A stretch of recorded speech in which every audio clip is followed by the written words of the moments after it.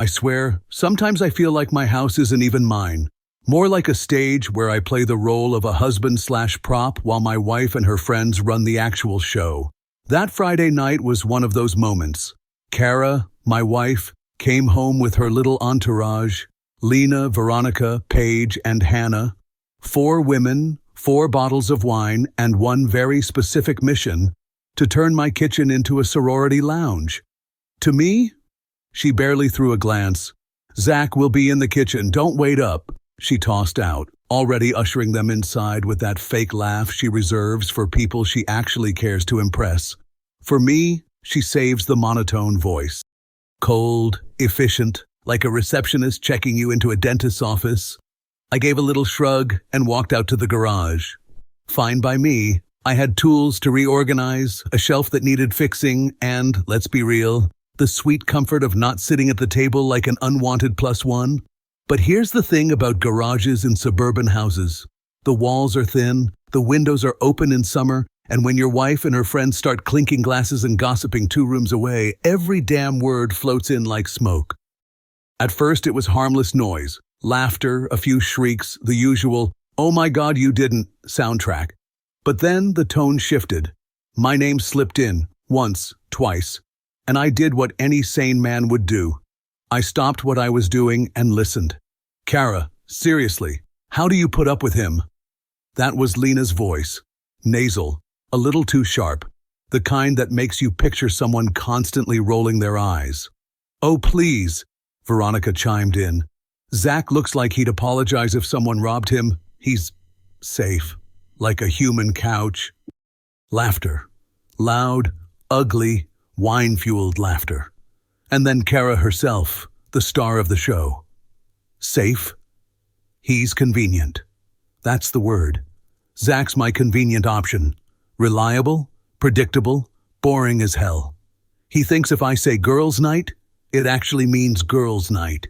I could tell him I'm joining the circus, and he'd probably just ask if I packed a lunch. The table exploded. Even Hannah, sweet, quiet Hannah, let out a chuckle.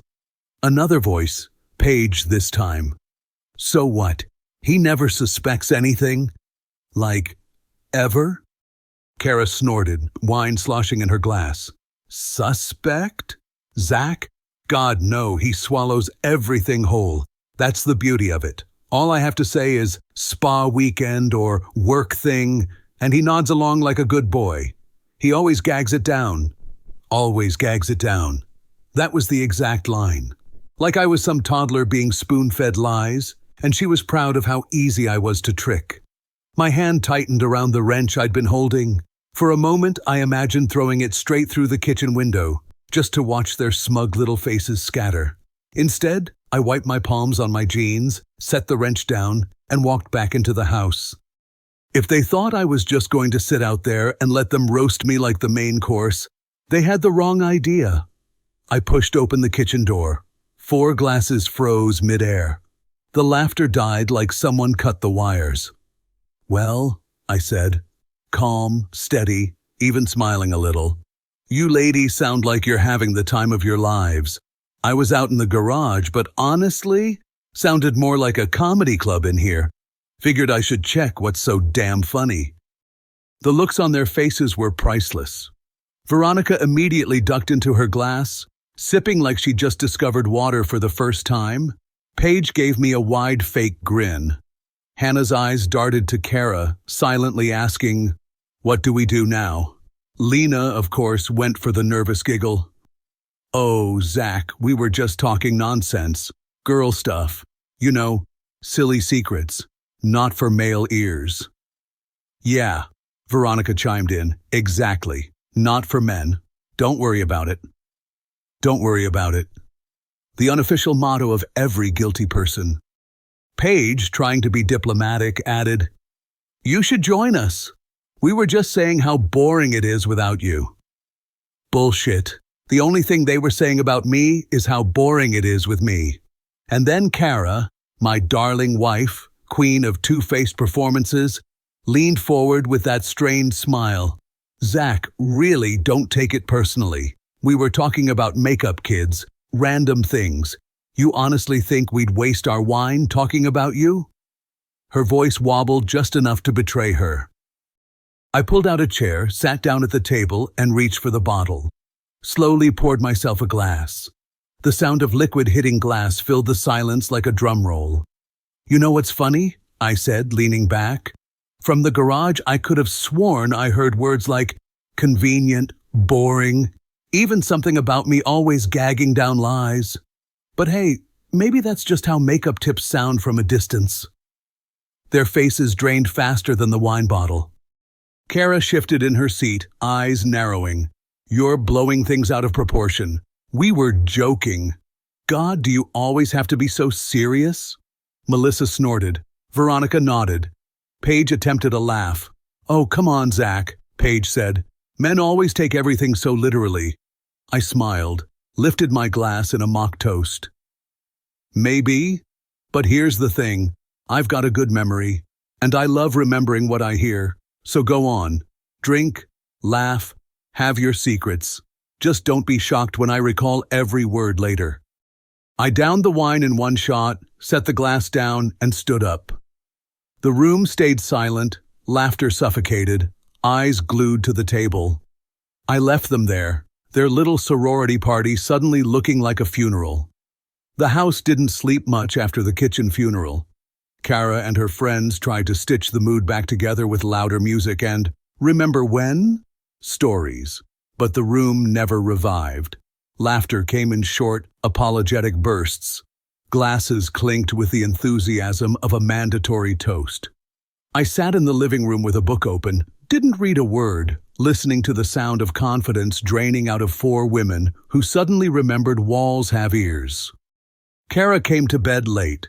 She moved carefully, like guilt came with bubble wrap. No perfume, no extra noise, all soft-footed sincerity. Are you awake? She whispered. I turned a page for the theatrics. Not really. I just wanted to say sorry if we were loud. You were? I said. And original. I've never been compared to a couch before. Love the part about me swallowing lies. Very poetic. She exhaled through her nose, the sound of a closing elevator. It was a joke. Of course, I said, and finally closed the book. Nothing says joke like strategizing how to lie better. Her face did a flicker, surprise, irritation, calculation, then smoothed into something tender. You're reading into it. We were being silly. I'm tired. Can we not turn this into a thing? Sure, I said, lying on my back, hands folded on my chest. Let's not turn it into a thing. Let's turn it into a memory. She turned off the lamp a little harder than necessary and lay down with her back to me, stiff as a plank, the universal posture of innocence. Morning arrived wearing an apron and a smile, Cara's version anyway. She was up early, hair in a low knot, lights on, skillet sizzling. She never cooks breakfast on weekends. The last time she made eggs on a Saturday, a YouTube chef was involved and a camera was running. Hungry? She asked like a commercial. Starving, I said, walking in. All that digesting of lies burned calories. She chose to misunderstand. Well, you're in luck. Eggs slid onto a plate. Bacon, toast, orange juice, an apology buffet. We were talking last night, she said, placing the plate down like a peace treaty.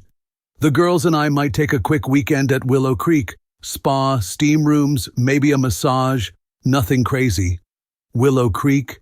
Cute. The name of everywhere people go to cheat without saying cheat. It's either a spa or a work retreat, and both come with eucalyptus towels and poorly hidden secrets. When? I asked, keeping my voice level. Next weekend. She reached for a napkin, folded it precisely, like folding the truth. I'll be back Sunday night. You'll have the TV all to yourself. Will I? I said. I was actually thinking about going somewhere too. Fork paused midair. Going where? Haven't decided, I said. Maybe I'll take a small drive, do some thinking, guys' night, weekend.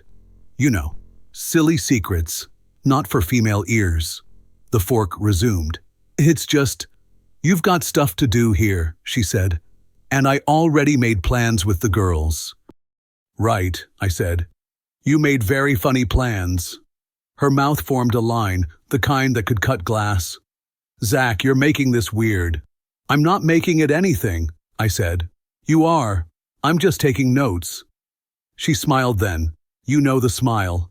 The PR-trained, damages minimized, don't spook the shareholders smile. You're the most reliable person I know. She touched my wrist, a soft mechanical pat. Thank you for trusting me. Always, I said. I'm known for gagging things down. She blinked, a tiny tick in her left cheek. Then she kissed my temple like nurses do in war movies and floated out of the kitchen. Around noon, my phone buzzed. Hannah. Hey, I wanted to check in about last night. It got out of hand. People said things they shouldn't have. Don't hate me for being there. I stared at the screen. Of the four, Hannah was the quiet one, the one whose laugh always came half a second late. Either her conscience took longer to load or it existed at all. If Cara says they're going to Willow Creek, you should know. Not everyone is staying there. I can't say more. Thanks for the tip, I replied. Take care of yourself. I dropped the phone on the table, stared at it like it owed me money. Not everyone is staying there. Translation: some are staying elsewhere. One is staying with someone. Someone like the rumored someone you never ask about because you know the answer and prefer the illusion. I spent the afternoon doing what reliable men do. The laundry, the oil change, a trip to the hardware store. And while I sorted whites from colors, I sorted facts from noise. Fact: Cara and the club made a plan in my kitchen. Fact: the plan involved me being gullible. Fact: the word convenient has never been a love language. Fact: Hannah's not staying at Willow Creek. Or not all of them are. Or, most likely, Cara isn't. We ate dinner. She picked at her salad like she was negotiating with lettuce. I made small talk about work and about the neighbor's new mower and about how the weather was flirting with the idea of rain. I booked the spa times, she said casually. We'll do the sauna at 2 on Saturday, massage at 4. The girls are excited. All 4 of you? I asked. Yes, she said. Lena, Veronica, Paige, and Hannah. Yes. Together. Yes, she said again, flinching on the smallest syllable like a chord went out of tune. I nodded, appreciative. Perfect. Text me a photo, group shot. I'll be here missing you all. She smirked at her plate. Don't be dramatic. Never, I said. After dinner, she cleared the table, a rare phenomenon like the northern lights, loaded the dishwasher, and then sat next to me on the couch, leg draped over mine. She does that maybe 3 times a year, birthdays, apologies, and contract renegotiations. Hey, she said, looking at me. We're good, right? We're honest, I said. She stroked my arm. Same thing. Not even cousins, I said. She laughed. You're impossible. Conveniently, I said. She silenced the conversation with a kiss that tasted like sugar-free gum and strategy. I kissed back because I'm polite and because data collection sometimes requires proximity. The week, as weeks do, pretended to be normal. Cara floated through the house on workdays with a suddenly well-maintained calendar, every entry neat, every meeting color-coded on her phone like a stained glass apology. She'd show me the screen occasionally, like holding up a hall pass to the principal. See? I'm good. I'm accounted for. Nothing to see here. Wednesday night, her suitcase came out of the closet. A small one, tasteful. You're packing already? I asked. Just getting ahead of it, she said. I don't want to think about anything Friday night. I love when you plan, I said. She smiled toward the suitcase. I know. She left for a yoga class. She doesn't do yoga. She does half-remembered stretches and Netflix. And I opened the case. Top layer. Robe, swimsuit, a magazine with a woman smiling at a cucumber. Middle layer. A pair of heels that don't go with robes or cucumbers. A dress that doesn't go with steam rooms. And a second phone charger for a phone she doesn't own. Bottom. Nothing yet. Plenty of room for lies. Space efficient. I set the AirTag inside the lining, a neat slip, where no one looks unless they're laundering money or truth. It felt like putting a name tag on a grenade. Back in the garage, I mounted the dashcam. Outside, the street was doing its nightly impression of a safe neighborhood. A kid on a scooter, two retirees walking in tandem like parentheses, a dog judging everyone. I checked the angle on my phone. Perfect. Driveway visible, license plates legible, front steps in frame. Not because I expected a parade, just because you don't know which detail will matter until it does. Friday evening landed. Cara was luminous in the way people get when the life they want and the life they have momentarily overlap. She wore confidence like an overcoat. The suitcase stood by the door. The girls would pick her up, she said. Veronica was driving. We'll leave the car at Willow Creek. Parking is safer there, she added, which is the kind of detail people offer when they're lying to people they think are stupid. You sure you'll be okay? Cara asked, performing concern. Always, I said. I'm Zack. I'm the human couch, remember? The doorbell rang. I opened it. Lena and Paige stood there, mascara, blowouts, the battlefield paint of leisure. Veronica honked from the curb like a chaperone. No Hannah. Cara's mouth did a quick math problem, then smiled. See? Girls, she said, sweeping a hand at the exhibit. See? I said. Girls -1. She'll meet us there, Cara said too quickly. Of course, I said. Nothing says girls' night like staggered arrivals. We did the ritual. Hug, kiss, mind your business. She lifted the suitcase, I took it from her, carried it to the trunk like a gentleman. I placed it in, right corner, the AirTag whispering the alphabet of satellites. Have fun, I said. We will, she said. The car pulled away, taillights fading, the kind of red that leaves after images when you close your eyes. I watched the live dashcam feed of the driveway shrinking into ordinary again, because ordinary is where the best magic tricks happen. Inside, my phone buzzed. Hannah again. Please don't follow them tonight. If you do, don't do it alone. I stared at the message, then typed, not following anyone, I'm going somewhere else. Where? To the truth, I wrote, then I deleted it. I'm not a teenager, out of town, I'll be fine. Zack. I'm sorry.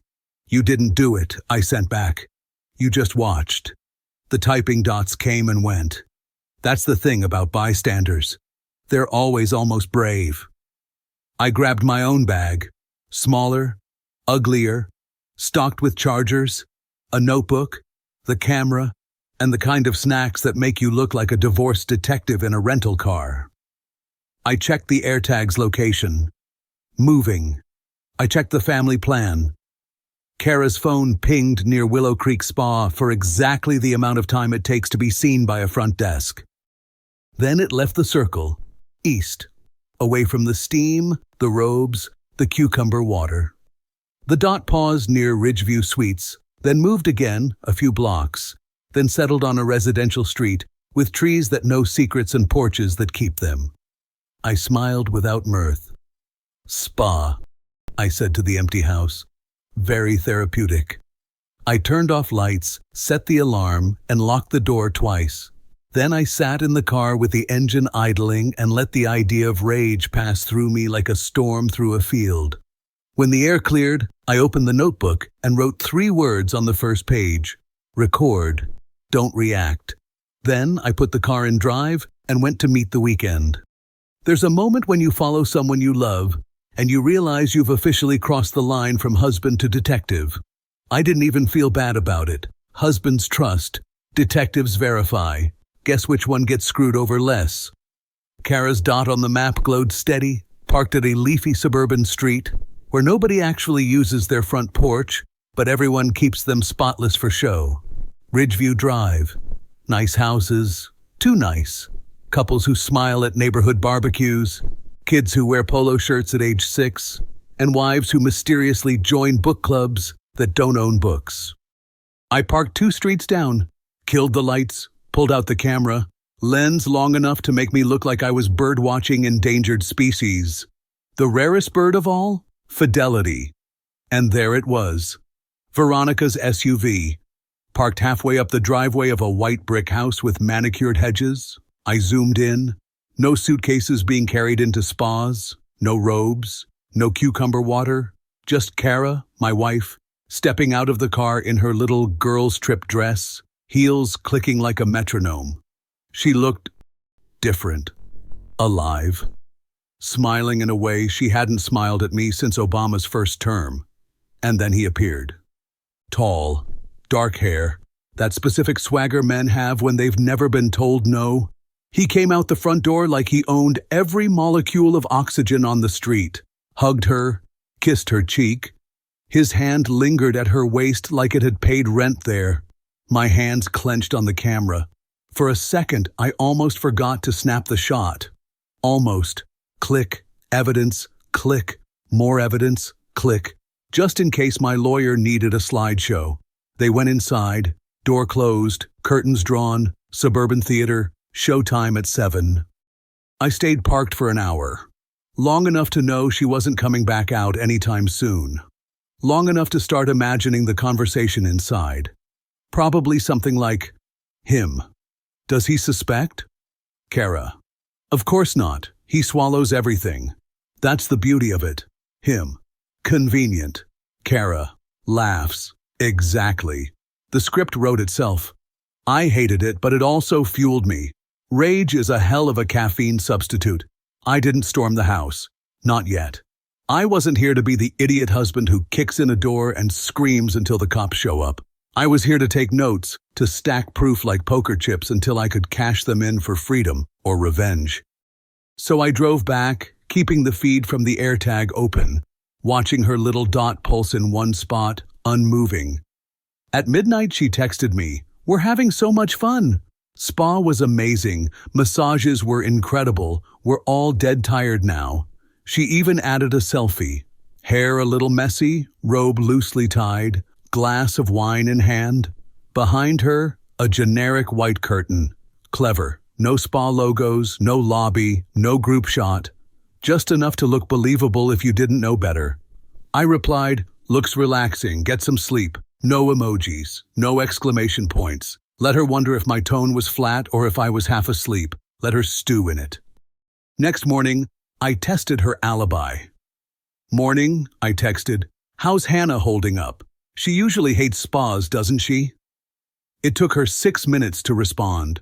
Long enough to panic, confer, and agree on a lie. Oh, she's fine now. She actually loved it. Who knew? Except I did. Because Hannah had already broken formation the night before. So I called Hannah. "Hey," I said casually. "How's Willow Creek?" "Cara says you're loving it." Pause, too long, then a soft, guilty voice. "Oh, yeah, it's fine." "You sound thrilled." "I mean, spas aren't my thing, but the girls wanted to." "Right," I said. "So you're all together?" Another pause. The kind of silence where someone looks to the side, hoping to find a script. "Of course," she said, voice thin. "All of us." "Perfect," I said. "Send me a group selfie." Click. Line went dead. No joke, she hung up. By noon, Cara's dot was still at Ridgeview. Her official alibi was sauna at 2, but unless saunas had relocated to suburban bedrooms, she was already sweating somewhere else. That evening, another photo arrived. This time, Paige posted on Facebook, 4 wine glasses clinking together at a table. The caption, "Girls' weekend vibes. Only problem? No faces in the frame, just hands." And Cara's nails had been freshly painted red before she left. None of the hands in the photo had red nails. Sloppy. Amateur hour sloppy. I saved it anyway. Screenshots are better than memories. That night, I drove back to Ridgeview. Parked farther this time, different angle. Curtains still closed. A faint glow behind them. Flickering blue. TV. At one point, the door opened. The guy stepped out onto the porch, phone to his ear, laughing. The kind of laugh that drips arrogance. He leaned against the door frame, shirt untucked, belt loose. He looked like every bad decision I'd never made.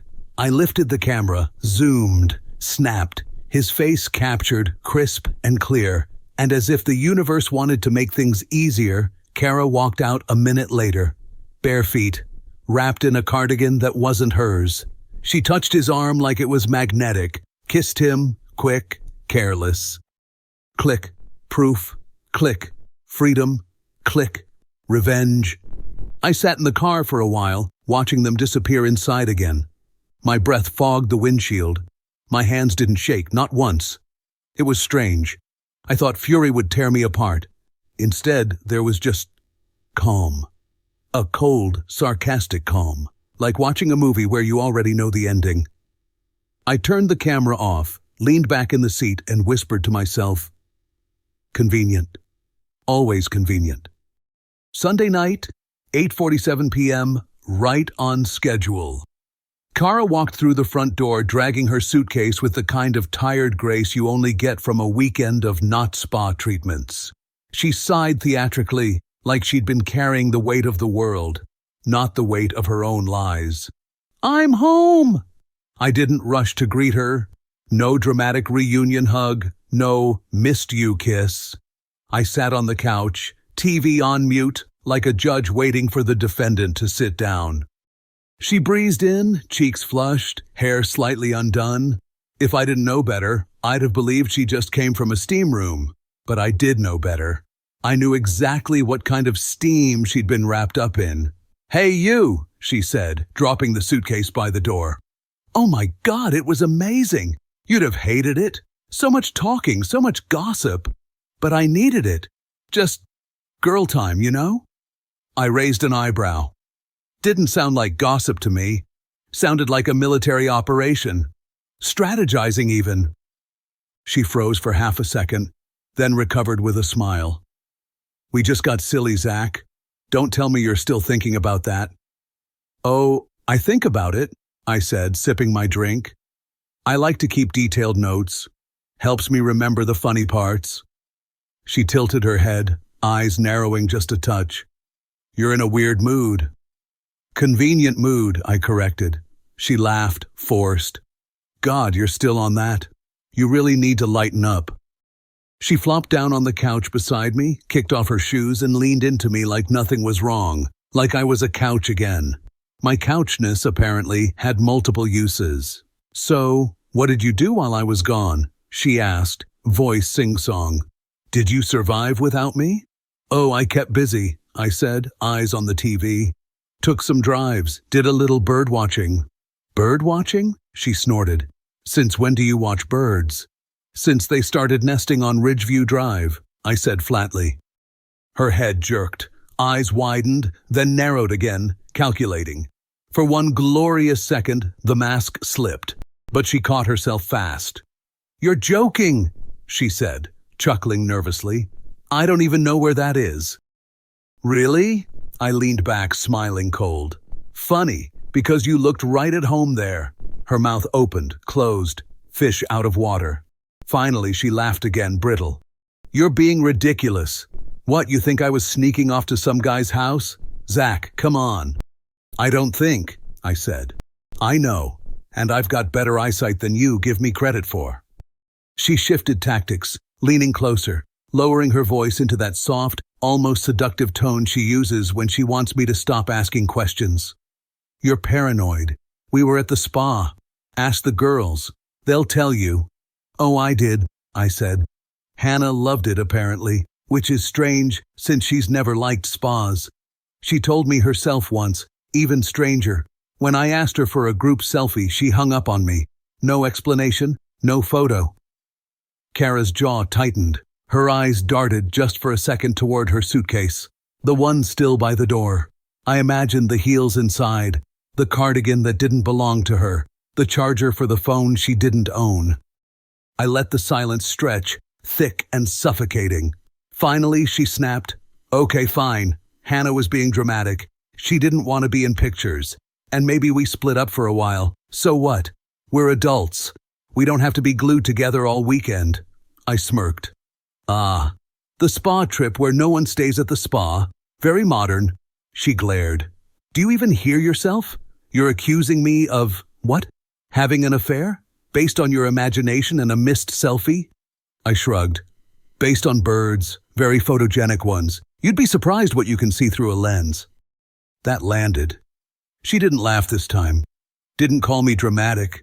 She just stared, lips pressed tight, like a kid who knows they've been caught, but is still deciding whether to confess or double down.